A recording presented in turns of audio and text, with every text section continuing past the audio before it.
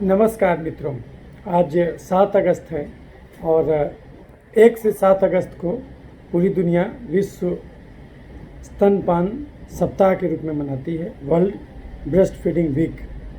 तो आज ये सप्ताह ख़त्म हो रहा है, 1 से 7 तक मनाया जाता है। तो वैसे तो ब्रेस्ट फीडिंग पर आपको बहुत सारा वीडियो मिलेगा यूट्यूब पर भी, लेकिन कुछ वैसी बातें हैं जो कि मुझे लगा कि अभी तक कहीं नहीं गई हैं, तो वो कहना ज़रूरी है।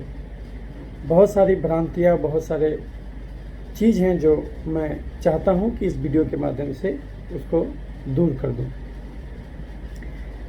ऐसा है मित्रों, पहले तो ये जान लें कि ये क्यों मनाया जाता है। तो वह ब्रेस्ट फीडिंग को प्रमोट करने के लिए मनाया जाता है, क्योंकि यह हर आदमी जानता है कि बच्चे के लिए माँ का दूध सबसे अच्छा होता है। पहला 6 महीना में तो माँ का दूध ही एक्सक्लूसिव देना चाहिए।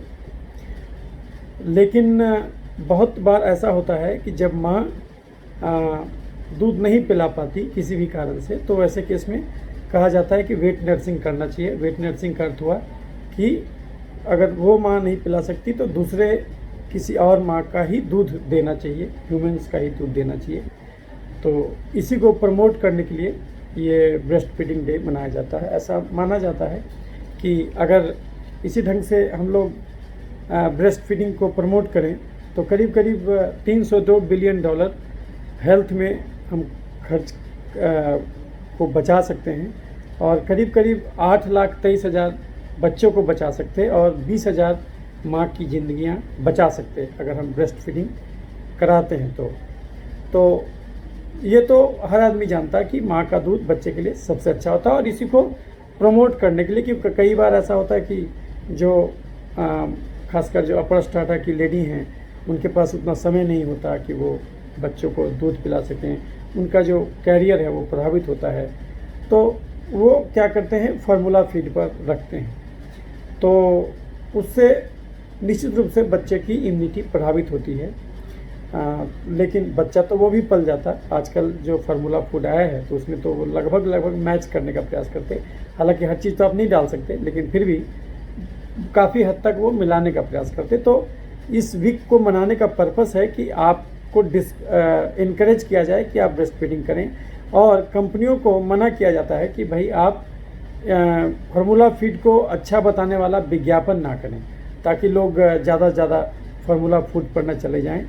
तो ये उसका पर्पस है, और ये शुरू हुआ था 1991 से। एक संस्था है वर्ल्ड WABA, यानी world alliance for breast feeding action.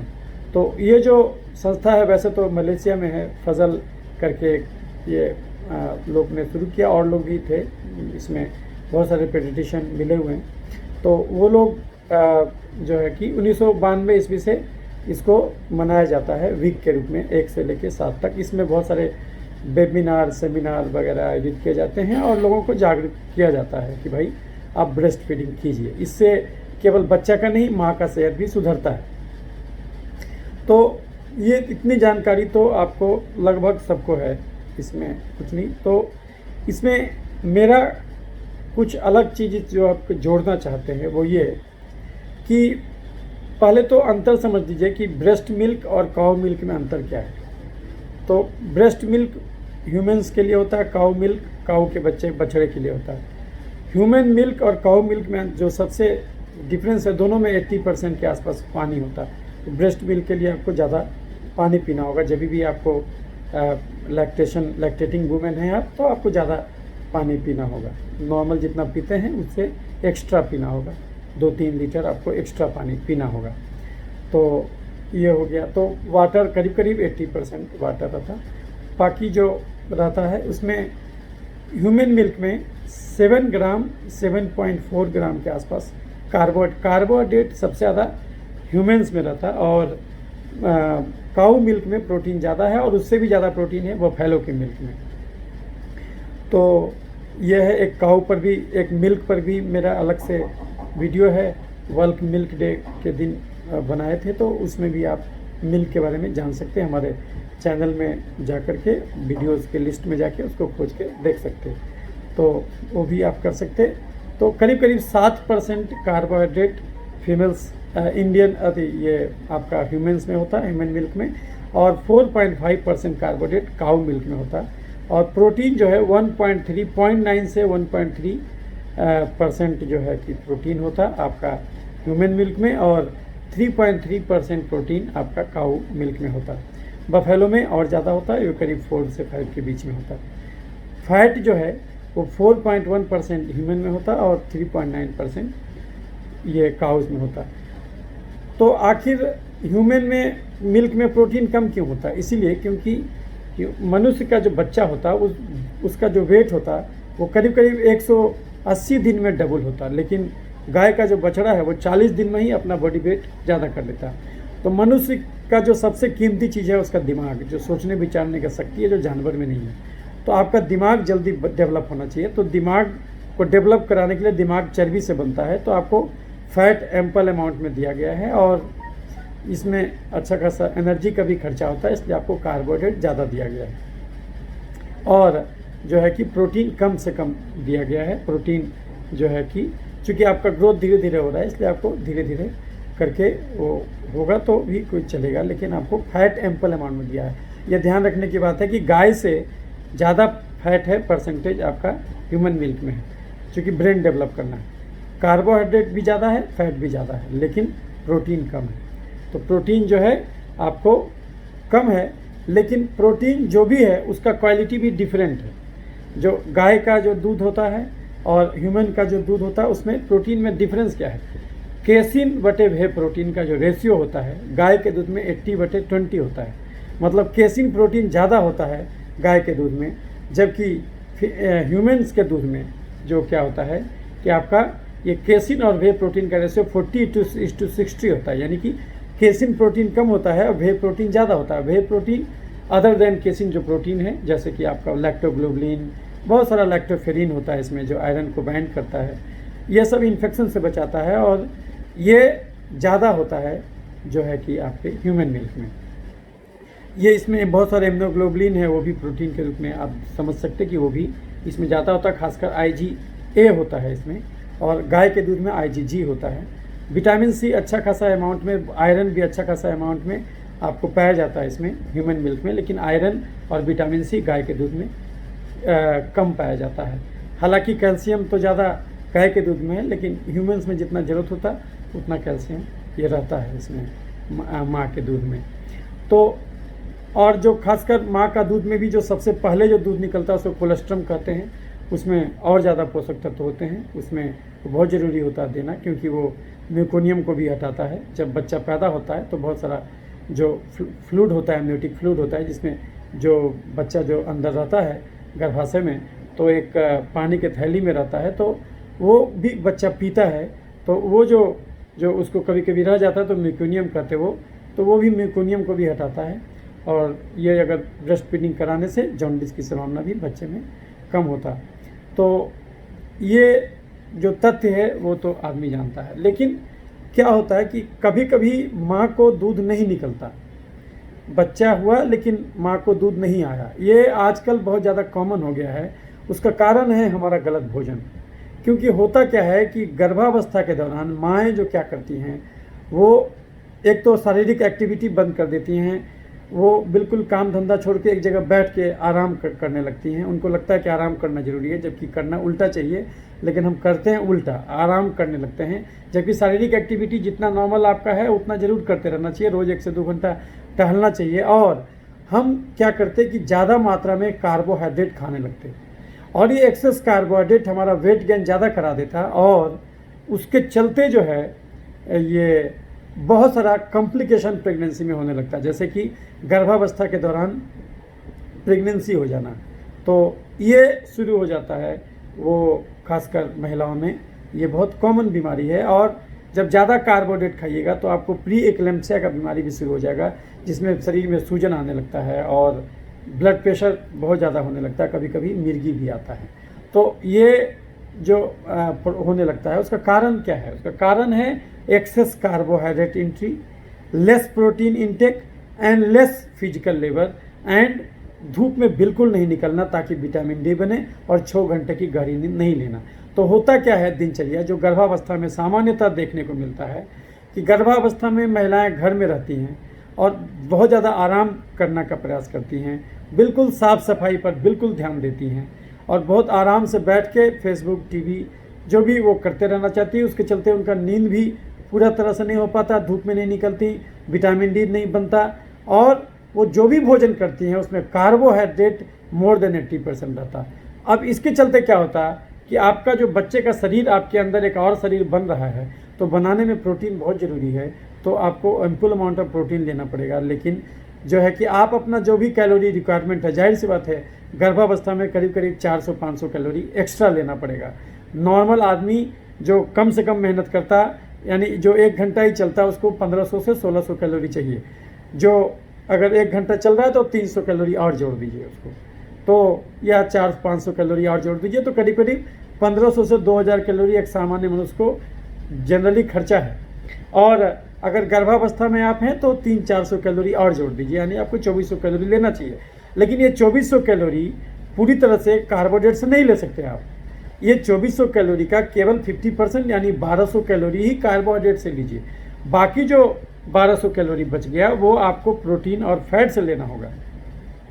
उसमें फाइबर भी एम्पल अमाउंट में लेना होगा, यानी नॉन डाइजेस्टेबल कार्बोहाइड्रेट, जैसे सेलुलोज हुआ, जितना भी ग्रीन लेफी वेजिटेबल्स हुआ, उससे लेना होगा आपको।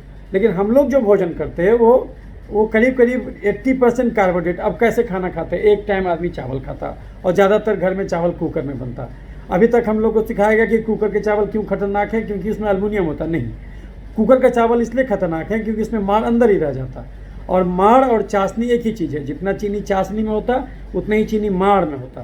तो कुकर का चावल खाइएगा तो माड़ तो अंदर ही रह गया, तो आप वो हैवी कार्बोहाइड्रेट का भोजन आप कर रहे हैं, यानी कि उसमें करीब करीब 90% कार्बोहाइड्रेट है और 4-5% भी प्रोटीन नहीं है उसमें। तो आप अगर वो खाइएगा तो उसके बदले आपको ज़्यादा मेहनत करना होगा, मेहनत तो आप कीजिएगा नहीं। तो गर्भावस्था में हम लोग क्या कंसेप्ट है कि आराम करो, डॉक्टर भी कहते हैं आराम कीजिए, तो इसकी वजह से और दिक्कत होता। पुराने ज़माने में महिलाएं काम करती रहती थी तो उनको कुछ दिक्कत नहीं होता था, लेकिन अब जो है घर में आराम का शौक पालने लगे। तो जब भी गर्भावस्था हो आपको प्रोटीन एम्पल अमाउंट में लेना चाहिए, यानी कि कम से कम 2 से 4 अंडा रोज़ खाना चाहिए, अंकुरित चना, अंकुरित मूंग खाना चाहिए, सोयाबीन का बरी 10 से 15 पीस रोज़ खाना चाहिए, और दाल कम से कम गाढ़ा दाल 3 से 4 कटोरा रोज़ खाना चाहिए। इतना तो आपको मिनिमम खाना है। दही 1 छिपली रोज़, हरा सब्जी जम के, पालक का साग, ये सब पूरा खाना है। लेकिन क्या नहीं खाना है, तो चीनी, चावल, आलू, मीठा फल, दूध, मैदा, ये सब कम से कम कर दीजिए। मान लिया आपको फल खाना है तो वैसे केस में रोटी बंद कर दीजिए, तो फिर फल खा लीजिए आप। लेकिन रोटी भी खाइएगा, फल भी खाइएगा तो कार्बोहाइड्रेट एक्सेस हो जाएगा। तो ये इतना चीज़ दिमाग ला के काम करना है कि आपके और कुछ ऐसा भोजन जिसमें फैट भी ज़्यादा है, कार्बोहाइड्रेट, क्योंकि आपका बच्चे का दिमाग भी बनेगा, इसलिए आपको उसमें फैट जरूरी है। तो फैट और प्रोटीन का बहुत अच्छा स्रोत है आपका काजू, अखरोट, कागजी बादाम, तो ये जम के खाइए, काजू, अखरोट, कागजी बादाम। लेकिन छोहाड़ा, किशमिश, खजूर, अंजीर से परहेज कीजिए, क्योंकि इसमें फिर कार्बोहाइड्रेट बढ़ जाएगा। तो ये जो चीज़ है ये आपको अपनाना चाहिए। दूध का जहाँ तक सवाल है, तो आप अगर चाय कॉफ़ी पीते हैं तो 1 कप चाय सवेरे, 1 कप चाय शाम पीजिए, बिना चीनी, बिना गुड़, बिना शहद डाले। लेकिन अगर आपको चाय कॉफ़ी नहीं पीते हैं तो कोशिश कीजिए दूध की जगह पर दही खाइए। गर्भावस्था में दही पर जोर दीजिए, क्योंकि आपको कैल्शियम चाहिए, वो दही में भी है। लेकिन दूध और दही में अंतर क्या है, दूध में जो लैक्टोज नामक प्रोटीन है, लेकिन वही प्रोटीन खा के बैक्टीरिया ग्रो कर जाता है, और बैक्टीरिया का शरीर करीब करीब 70% कार्ब प्रोटीन से बना होता, यानी कि वो बैक्टीरिया दूध में मौजूद लैक्टोज को, यानी दूध में मौजूद चीनी को चेंज करके प्रोटीन में कन्वर्ट कर देता। और चूंकि ये बैक्टीरिया का गुण होता है कि बैक्टीरिया जो है वातावरण से नाइट्रोजन खींच लेता है, तो इसीलिए वातावरण से नाइट्रोजन लेता और दूध का लैक्टोज लेता और अपना ग्रोथ बढ़ा लेता, और जब ये ग्रोथ बढ़ा लेता वही दही के शक्ल में आपको दिखता है।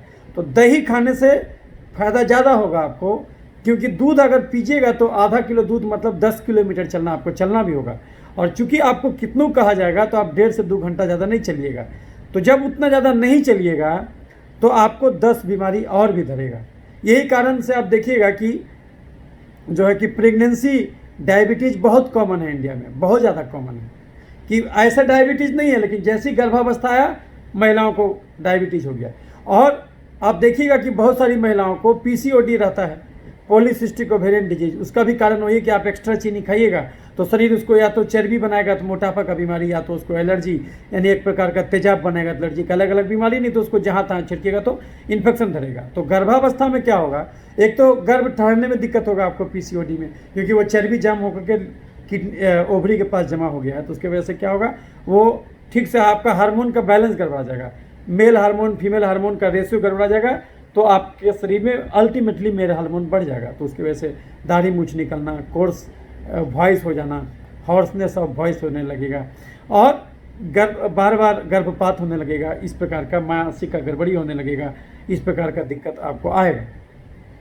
और ऐसे मरीजों में देखा जाता है कि जब गर्भ ठहर भी गया तो ऐसे मरीजों में आपको प्रेगनेंसी का कॉम्प्लिकेशन बढ़ जाएगा, बहुत प्रकार का कॉम्प्लिकेशन हो सकता है, क्योंकि आदत तो वही रहता है, वही गलत भोजन खाने का आदत रह गया, आपको जम के पता चला कि 1 किलो फ्रूट्स खा रहे हैं, तो ठीक है, फ्रूट्स में फ्रुक्टोज नामक चीनी है, उसमें फाइबर भी है, नो डाउट, आप फ्रूट खाइएगा, कम से कम जूस पीने से तो अच्छा है कि फ्रूट खाना, क्योंकि आप जो जूस पीते हैं तो वो तो सिट्ठी है, वो तो निकल गया, वो तो फाइबर निकल गया आप, और फाइबर बहुत ज़रूरी था क्योंकि गट का माइक्रोबायोटा का वो तो खाना है। तो आपको जो है कि अगर आप फल खा रहे हैं तो होल फ्रूट खाइए, और जिस दिन आपको फल खाना है उस दिन रोटी सब्जी चावल ये सब छोड़ दीजिए, आप फ्रूट खाइए, यानी सारा कार्बोहाइड्रेट आप फ्रूट से ले लीजिए उस दिन। और उस दिन जो है दाल जम के पीजिए, अंडा 4 को खा जाइए, अंडा नहीं खाते हैं तो सोयाबीन का बड़ी 10 से 15 पीस रोज।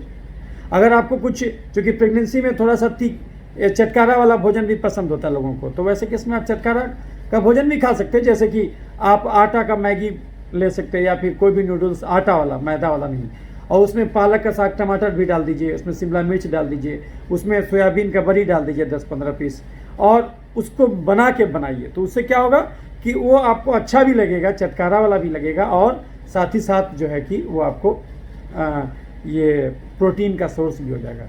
तो लेकिन ज़्यादातर जो चिकित्सक होती हैं, फीमेल चिकित्सक, वो ये सब चीज़ आपको नहीं बताएंगी कि कितना देर टहलना है, 2 घंटा कम से कम टहलिए, गर्भावस्था भी रहे तो भी टहलिए। हाँ, गर्भावस्था है तो आप दौड़िए नहीं, धीरे धीरे चलिए, और यदि लगे कि ज़्यादा अगर ट्विन प्रेगनेंसी है आपका, तो ऐसे केस में आप एक्सरसाइज बढ़ा दीजिए, बैठे बैठे भी एक्सरसाइज कीजिए, प्राणायाम कीजिए, सांस लीजिए छोड़िए, और जो है कि ध्यान कीजिए, एक्सरसाइज कीजिए, और कोशिश कीजिए धीरे धीरे टहलिए। आप मशीन पर चलना है मशीन पर चलिए, धीरे धीरे चलिए, लेकिन ये चलना मत छोड़िए, ये इम्पोर्टेंट है।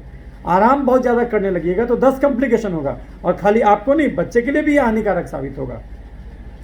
तो इसीलिए ये जानना है कि ग्रेविड ऑनसेट जो डायबिटीज़ होता है, जो गर्भावस्था में शुरू होता है, बहुत इंपॉर्टेंट कॉम्प्लिकेशन प्री एक्लेम्पसिया जो होता है, आप इन सब चीज़ों से बच सकते हैं। और जो है कि ये आपका लैक्टेशन के दौरान भी आपको भोजन उसी ढंग से रखना होगा, हमेशा आपको भोजन उसी ढंग से रखना होगा कि 50% कार्बोहाइड्रेट और 50% जो है कि प्रोटीन और फैट मिला करके, फाइबर मिला करके खाना है, टहलना जारी रखना है।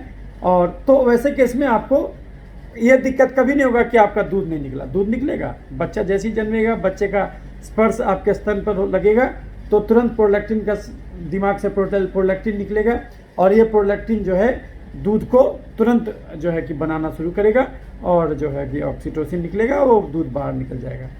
तो ये नेचुरल चीज़ है, ये प्रकृति का दिया हुआ चीज़ है। हाँ, लेकिन अगर माँ के दूध में एक और बहुत इंपॉर्टेंट चीज़ होता है, उसको बोलते हैं ओलिगोसेक्राइड। ओलिगोसेक्राइड जो होता है ये बैक्टीरिया के लिए होता है, ये कोई किसी बच्चे के लिए, बच्चे में ओलिगोसेक्राइड का कोई रोल नहीं है, लेकिन ओलिगोसेक्राइड के चलते बहुत सारा बैक्टीरिया जो है बच्चे के आंत में आ जाता है, उसकी वजह से उसका गट का माइक्रोबायोटा बन जाता है, जो कि प्रोटीन का सोर्स बनाते रहता है, प्रोटीन को अच्छे से पाचन क्रिया कराता है, और जो है कि बहुत सारा चीज़ जो है कि उसका शुरू हो जाता है बच्चों में। अब सवाल उठता है कि अगर जिसका बिल्कुल वो ध्यान नहीं रखी, तो आज से तो वो ध्यान देगी, लेकिन अगर जो पहले से ध्यान नहीं रखी है उसका दूध बिल्कुल नहीं हो रहा है, तो वैसे केस में क्या करना चाहिए? वैसे केस में करना चाहिए वेट नर्सिंग। बहुत सारा जगह, अच्छे जगह पर, बड़े बड़े शहरों में आपको ह्यूमन मिल्क का बैंक है, तो वहाँ से भी आप ह्यूमन मिल्क मंगा सकते, और उसके नहीं हो तो बहुत सारा फार्मूला फीड है वो भी दे सकते। लेकिन अब है कि अगर हम वैसे केस में गाय का दूध दें तो गाय का दूध सीधे मत दीजिए, उसको थोड़ा सा पतला बनाना होगा, और उसमें थोड़ा शहद भी मिलाना होगा, और जो उसको पोर्टिफाई करना होगा आपको, और उसमें कुछ नारियल का पानी वगैरह भी डालना होगा, तो वो डाल करके भी आप दे सकते। देखिएगा कि बहुत सारे जगह ऐसी चर्चा है कि वैसे केस में आयुर्वेद वगैरह में भी कि जिन माँओं का ऐसा नहीं होता, दूध नहीं निकलता, तो ये जो है कि ऐसा एविडेंस भी मिला है। 2000 ईसा सन से पहले भी देखा गया है कि उन दौरान भी ये वेट नर्सिंग का कंसेप्ट था। मतलब अगर किसी एक महिला को दूध नहीं निकल रहा है तो वो दूसरी महिला को वो ऐसा कर्तव्य था कि वो होली माना जाता था, कि बहुत पवित्र कार्य माना जाता था कि वो दूसरी महिला जिसको दूध हो रहा है वो अपने बच्चे को भी पिलाई, दूसरे को भी पिला दी। तो ये किया जाता था। प्रेफरेबली ह्यूमन मिल्क दीजिए, और अगर वो नहीं हो तो कोशिश कीजिए कि आप फिर जो है, आजकल तो फार्मूला फीड है, लेकिन जब फार्मूला फीड नहीं भी था तो भी आपके पास ऑप्शन था कि वैसे केस में जो गाय का दूध या फिर बकरी का दूध आप दे सकते हैं। लेकिन गाय के दूध में दिक्कत क्या होता है कि आप उसमें प्रोटीन थोड़ा सा ज़्यादा होता, और कभी कभी वो पचने में दिक्कत होता, तो डायरिया हो सकता है शुरू में। धीरे धीरे जब देते जाइएगा तो फिर आपका शरीर टॉलरेट कर लेता है, क्योंकि देखिए आपका एक बनावट है, वो धीरे धीरे करके वो एडेप्ट कर जाता है बच्चा। क्योंकि ऐसा बहुत सारा बच्चा आप देखिएगा, हर बच्चा मर नहीं जाता। मतलब पुराने ज़माने में भी जब ये सब, चूँकि जो जितना भी फार्मूला फीड है ये तो करीब करीब 18वीं शताब्दी में आना शुरू हुआ है, 18वीं शताब्दी के अंत में, और करीब 1780 के आसपास से ये बनना शुरू हुआ। तो उस समय से ये और करीब करीब 1800 ईस्वी से ये सब शुरू हुआ है। उससे पहले तो ये था ही नहीं। लेकिन 2000 ईसा सन से पहले भी ऐसा खुदाई में चीज़ मिला है कि जैसे बहुत सारा मिट्टी का बर्तन मिला है, जिसमें कि वो दूध पिलाने वाला बर्तन मिला है कि बच्चे को, इसका मतलब माएँ वैसा पिलाया करती थी, क्योंकि ये समस्या उस दौरान भी होता होगा। तो जब ये फार्मूला फीड, आजकल तो बहुत सारा फार्मूला फीड आ गया है जो कि मैच कर देता है, ह्यूमन मिल्क का जो कंपोजिशन है उसको मैच करता है। तो आप देखिएगा कि ठीक है, बच्चे के माँ के दूध में आपको बहुत सारा चीज़ है, ओलिगोसेकेराइड है, माँ के दूध में आपको बैक्टीरिया है, माँ के दूध में आपको बहुत सारा लाभदायक बैक्टीरिया है, माँ के दूध में लैक्टोफेरिन है, माँ के दूध में IgA है, इम्यूनोग्लोबुलिन A हो जो कि गट का इम्यूनिटी बनाता है। तो ये सब कुछ सही है, लेकिन आपको ऐसा भी बच्चा मिल जाएगा धरती पर जो कभी माँ का दूध नहीं पिया, और वो सीधी गाय का दूध पी करके ही पला बढ़ा, और वो भी ठीक है, ऐसा भी बच्चा मिलेगा।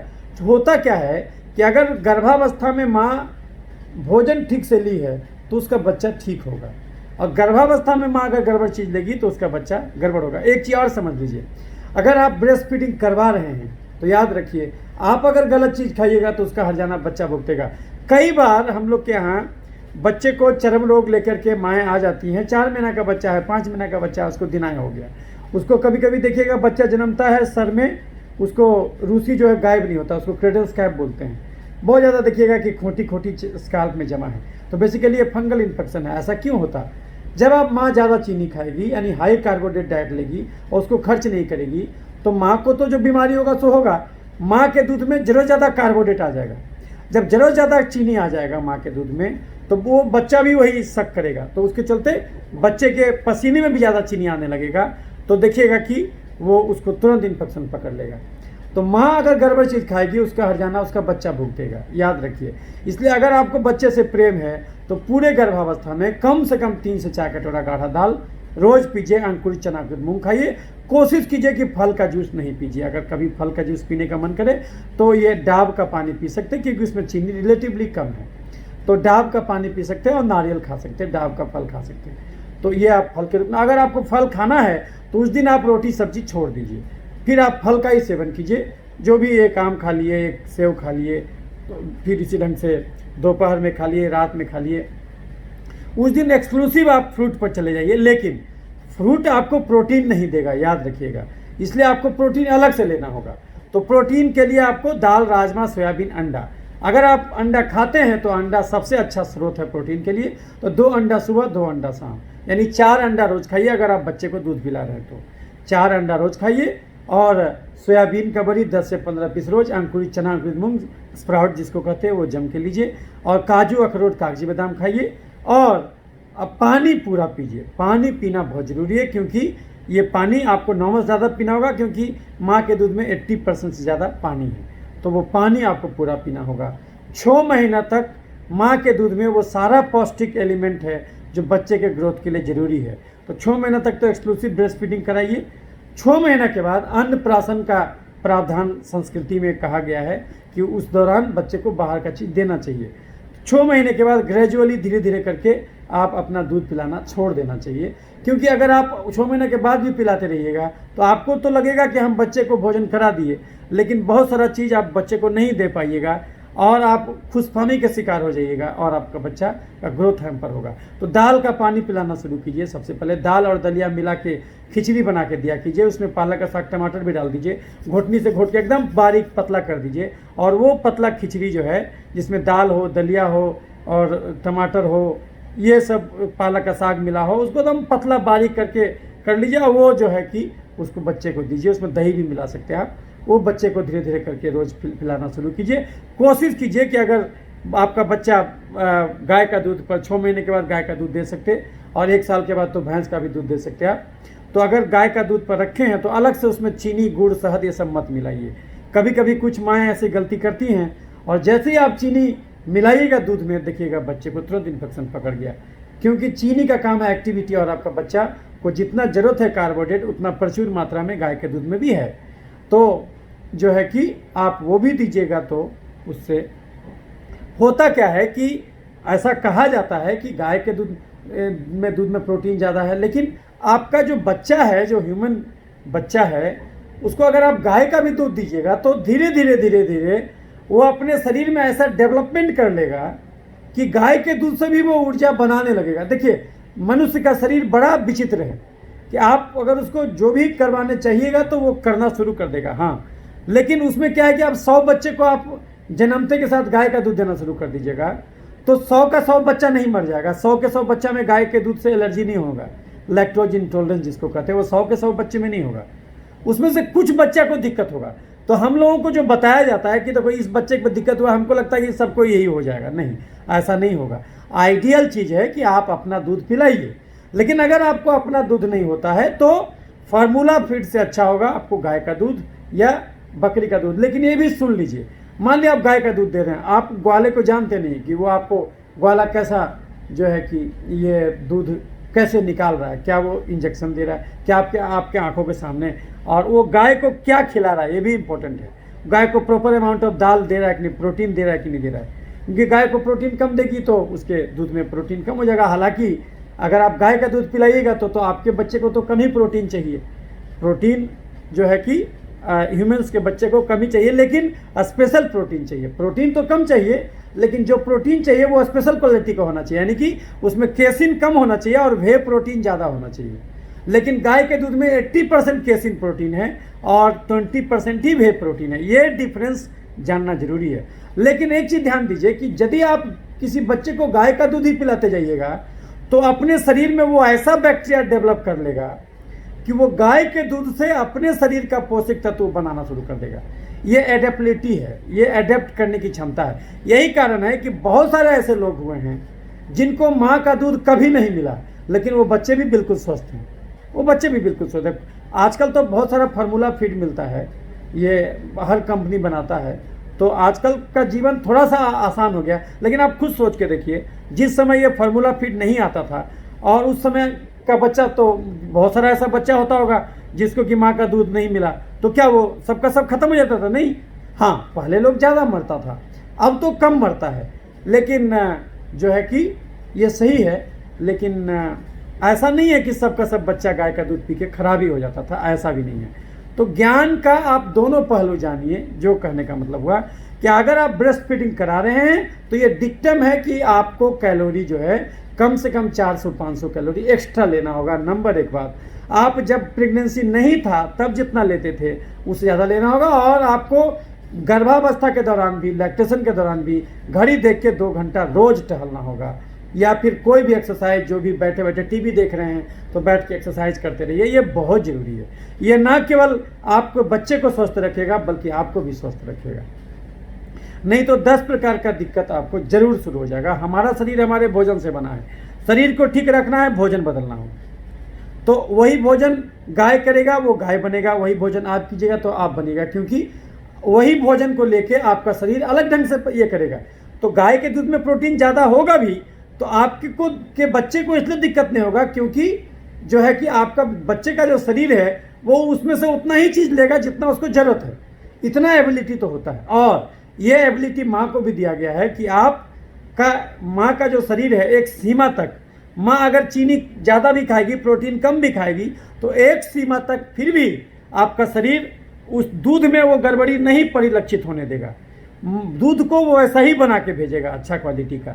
लेकिन जब आप यही काम ज़्यादा मात्रा में गड़बड़ शुरू कीजिएगा, जम के चीनी खाइएगा, बिल्कुल नहीं टहलिएगा और प्रोटीन कम से कम लीजिएगा, तो फिर उसका भी एक शरीर का एक लिमिटेशन है। उसके बाद फिर आपका शरीर जवाब दे जाएगा और जो है कि फिर आपका दूध का क्वालिटी ख़राब हो जाएगा आपका, क्योंकि उसका भी एक लिमिटेशन है।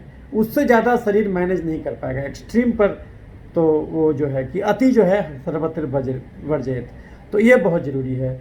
तो इसलिए हम लोग के यहाँ कहा गया कि मेहनत का फल मीठा होता, यानी बिना मेहनत के कोई भी कार्बोहाइड्रेट गड्ढे में गिरा देगा और दाल रोटी खाओ, प्रभु के गुण गाओ। मेहनत नहीं करना, कम से कम मेहनत करना, तो दाल रोटी खा के रहो। तो ये बहुत ज़रूरी है। तो ये चीज़ मैं किसी वीडियो में मैंने नहीं देखा, किसी भी वीडियो में ऑथेंटिक चीज़ मैंने नहीं देखा कि अब सब में यही बोल रहा है कि गाय का दूध दीजिएगा तो रटा रटा है, गाय का दूध दीजिएगा तो आपका बच्चा गड़बड़ा जाएगा। ऐसा कुछ नहीं है। हाँ, आइडियली आप ब्रेस्ट मिल्क दीजिए, लेकिन अगर आप इसको फैशन के रूप में मत लीजिए, क्योंकि जैसे आप ऑफिस में भी काम करते हैं, तो आप अगर अपने बच्चे को दूध पिलाइएगा तो जाहिर सी बात है आपका कुछ कैलोरी खर्च होगा, करीब करीब 300 कैलोरी आपका खर्च होता है। अभी तक का रिकॉर्ड है, एक महिला करीब करीब 3 से 4 लीटर दूध रोज़ निकालती थी। सबसे ज़्यादा जो रिकॉर्ड है हाइपर लैक्टेशन सिंड्रोम कहते उसको, वो सिंड्रोम था। और वो करीब करीब जो रिकॉर्ड है अभी तक का कि वो जो अपने बच्चों को तो पिला ही देती थी, दूसरे 2-3 बच्चे को भी पिलाती थी। एक दिन में वो करीब करीब 3 से 4 लीटर दूध निकालती थी। तो लेकिन सामान्यतः जो है एक दिन में 500 ml के आसपास जो है मैक्सिमम निकलता है दूध ह्यूमन में, तो उससे ज़्यादा का ज़रूरत नहीं पड़ता है। ट्विन में थोड़ा ज़्यादा निकलता है, आपके शरीर डिमांड के हिसाब से निकालेगा। लेकिन ये बहुत इंपॉर्टेंट है ये जानना कि आपको अपना भोजन सही रखना होगा, अति नहीं कीजिए। दाल जम के पीजिए, अंकुरित चना, प्रोटीन 50 जो है कि कार्बोहाइड्रेट कभी भी 50% ज़्यादा नहीं, और 1 से 2 घंटा तो आपको रोज़ टहलना ही होगा।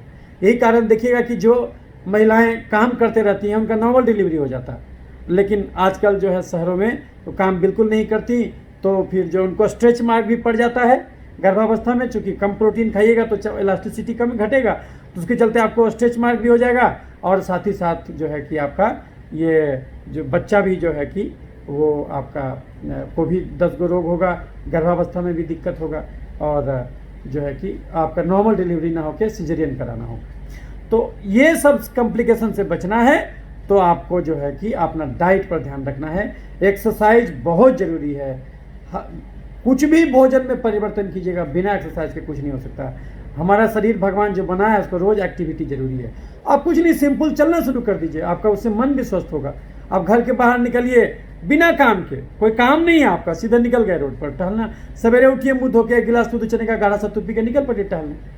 और ये टहलने को संस्कार बना दीजिए ताकि आपका पूरा परिवार सुरक्षित रहे। सब आदमी को कहना है कि 1 घंटा रोज़ टहलो, बिना काम के चलो, और दाल जम के पीजिए, रोज़ टहलिए, तो दूध भी सही होगा, आपका स्वास्थ्य भी सही होगा और आपका बच्चा भी सही होगा। तो यही सब कुछ बात था जो कि आपका लैक्टेशन वीक में मैं ये कहना चाहता था, जो मुझे कहीं और स्रोतों में नहीं मिला था। तो मुझे लगा कि इस पर वीडियो बनाना चाहिए।